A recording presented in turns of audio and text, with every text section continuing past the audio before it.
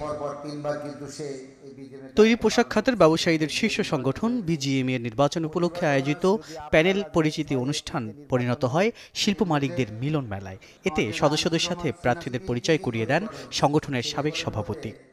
আমি বিশ্বাস করি আমাদের রুবানা হক আমাদের সকলের প্রিয় মানুষ, অনেক অভিজ্ঞ উনি সব ব্যাপারে। আমরা যদি সবাই সাথে থাকি তাহলে আমরা এই চ্যালেঞ্জগুলো মোকাবেলায় উত্তীর্ণ হতে পারবো।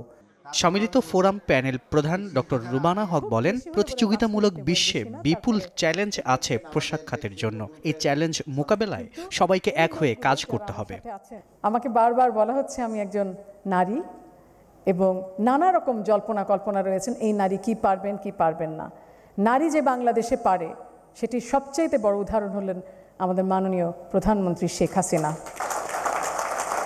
কাজেই আপনারা বিশ্বাস রাখেন, আস্থা রাখেন।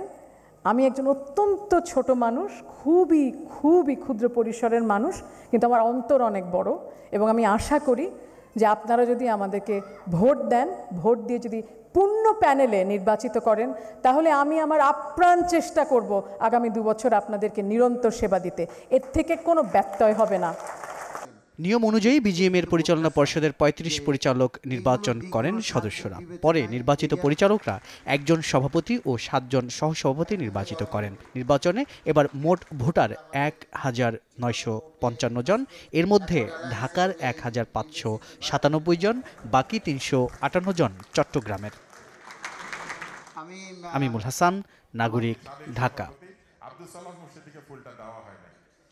নতুন নতুন ভিডিও পেতে নাগরিকের ইউটিউব চ্যানেলটি সাবস্ক্রাইব করুন এবং পাশে থাকা বেল আইকনটি চাপুন।